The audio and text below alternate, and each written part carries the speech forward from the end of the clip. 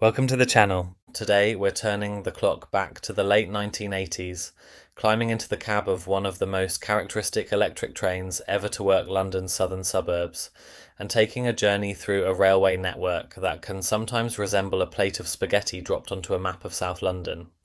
Our train is a British Rail Class 416, better known to generations of railwaymen and enthusiasts simply as a 2 EPB. And our journey takes us from London Bridge to London Victoria, giving us a wonderful driver's eye view of London's suburban railway as it existed towards the end of the British Rail era. But before we set off, it's worth understanding just what an extraordinary railway network lies beneath our wheels. London's railway system developed very differently from the neat, centrally planned networks found in some other major cities. There wasn't one railway company sitting down with a blank map of London and saying, "Right, where shall we put the railways?"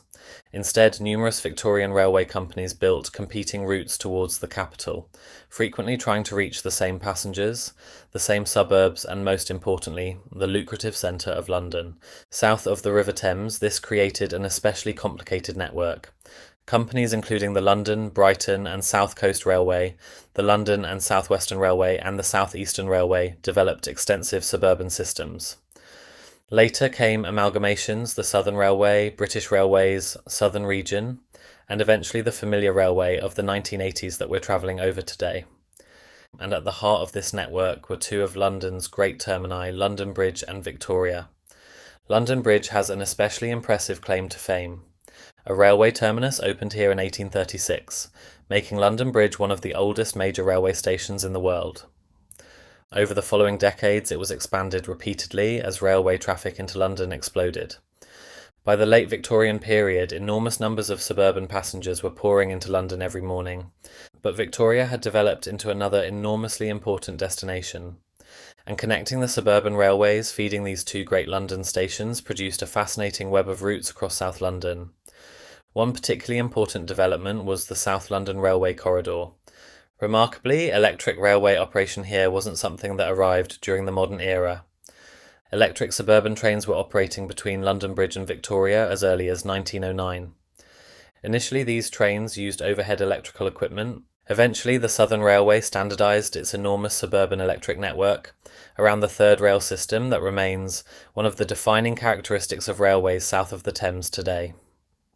And that brings us rather neatly to our train. The Class 416-2 EPB. EPB stands for Electro-Pneumatic Brake. Not exactly the most romantic name ever given to a train.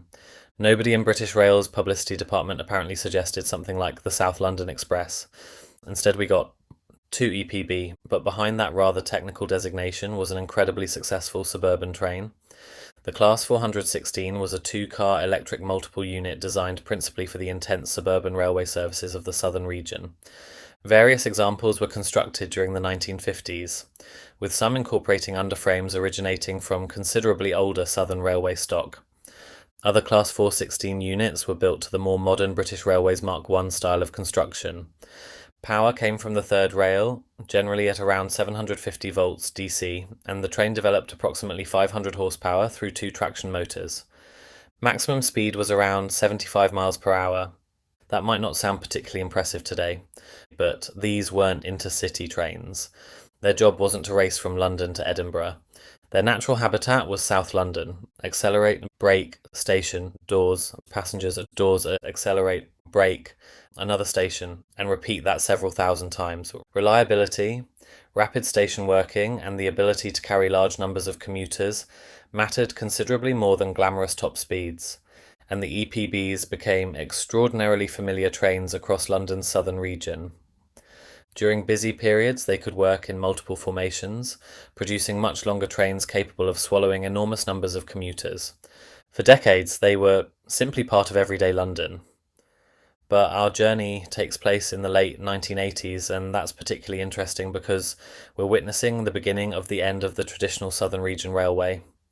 British Rail had introduced Network South East in 1986 under the leadership of Chris Green. Suddenly, the commuter railway was receiving a much stronger identity. Stations were being refurbished. New signage appeared. Red, white and blue Network South East colours began spreading across trains and stations. New rolling stock was arriving.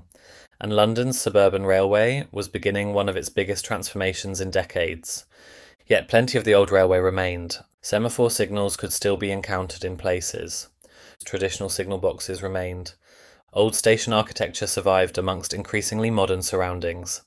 Sidings and railway infrastructure that have since disappeared were still in everyday use, and veteran electric trains such as the two EPBs continued doing exactly what they had been doing for decades.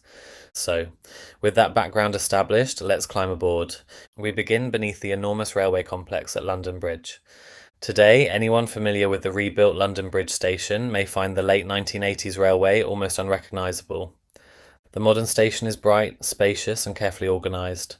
The old London Bridge could be rather more complicated. Tracks crossed and converged through an extraordinary collection of junctions, signals, and pointwork.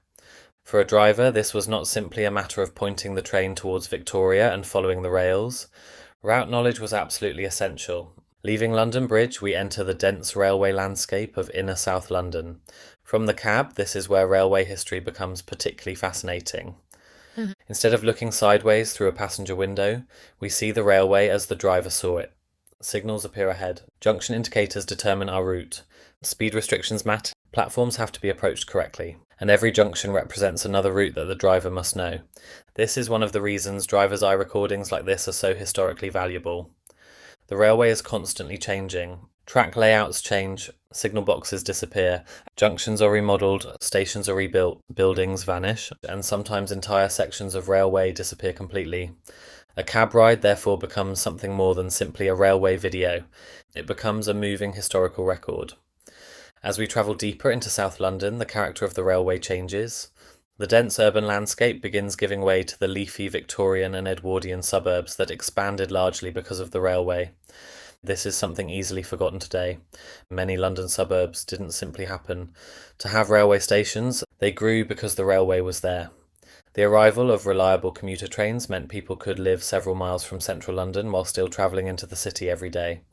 Housing spread along railway corridors, new shopping streets developed around stations, communities expanded, and the railway became part of everyday life.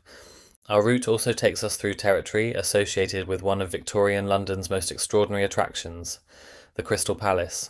The enormous glass exhibition building, originally constructed in Hyde Park for the Great Exhibition of 1851, was subsequently moved to Sydenham Hill. Railways were absolutely essential to its success. Thousands upon thousands of visitors travelled here by train. Crystal Palace became such an important destination that competing railway companies effectively built routes specifically to serve it. The station we know today as Crystal Palace was originally opened during the 1850s and became part of an important route towards Victoria. Through services between Crystal Palace and Victoria were operating by 1860.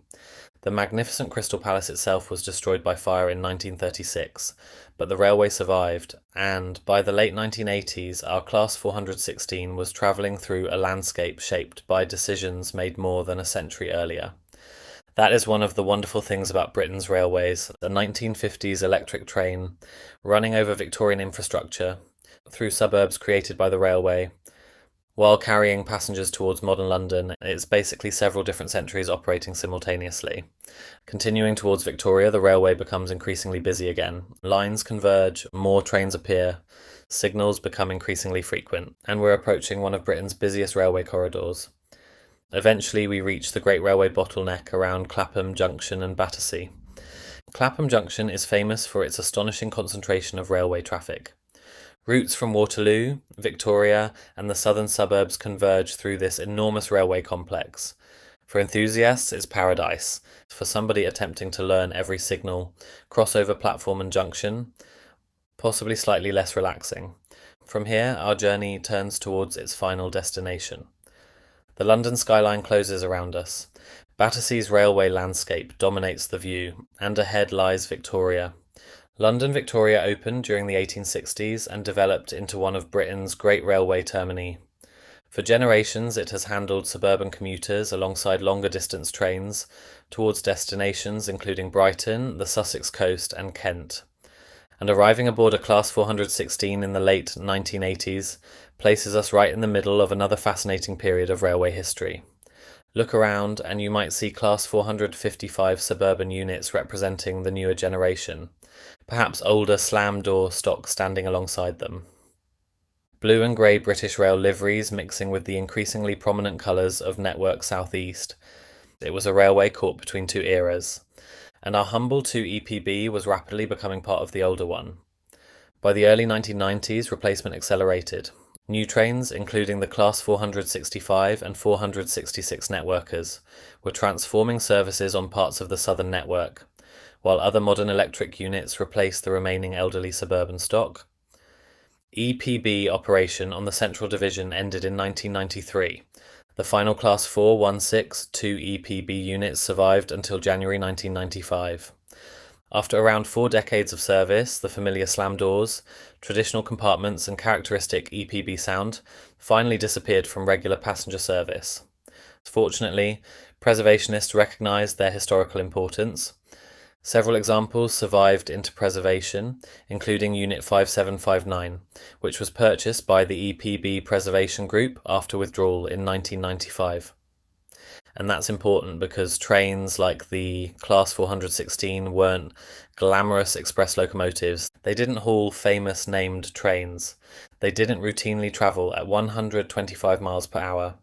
They simply went to work every day. Millions of Londoners travelled aboard trains like these. They carried people to work, they carried children to school, they carried shoppers, railwaymen, families, football supporters and generations of commuters.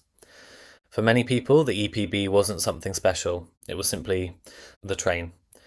And perhaps that's why recordings like this late 1980s cab ride have become so fascinating today. When it was filmed, much of what we're seeing probably appeared completely ordinary. An elderly electric train, a suburban railway, signal boxes, old stations, sidings, trackside buildings, passengers waiting on platforms, nothing particularly remarkable, except that, decades later, much of it has changed forever. The London Bridge we departed from has been dramatically reconstructed. Rolling stock has changed several times.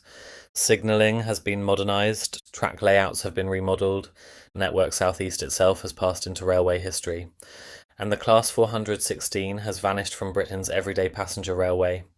Yet the basic purpose of this extraordinary network remains remarkably similar. Every morning, trains still pour from the suburbs towards central London. They still negotiate railway corridors laid out by Victorian engineers. They still carry enormous numbers of people through places whose development was shaped by the arrival of the railway. And trains still travel between London Bridge and Victoria across South London. The technology changes, the liveries change, the stations change, but the railway continues. So as our Class 416 rolls beneath the roof at Victoria and our late 1980s journey comes to an end, perhaps we're looking at something more significant than simply an old cab ride. We're looking through the windscreen of a railway that was already more than a century old. From the cab of a train that was approaching the end of its working life, towards a railway future that nobody aboard could completely predict. And, fortunately, somebody had the foresight to point a camera through the front window and preserve a little piece of it. Thank you very much for joining me on this journey through London's suburban railway network and for our nostalgic cab ride aboard the British Rail Class 4162 EPB from London Bridge to London Victoria. If you've enjoyed travelling back to the southern region of the late 1980s, please give the video a like, share it with anyone who remembers these wonderful old trains, and subscribe to the channel for more railway history, driver's eye journeys and fascinating stories from Britain's railway. And I'd especially love to hear from you in the comments. Did you ever travel on the 2 EPBs? Do you remember South London's railway network during the British Rail and Network South East years? And what do you think has changed the most since this journey was filmed? Until next time, thank you for watching, and I'll see you on the next railway journey.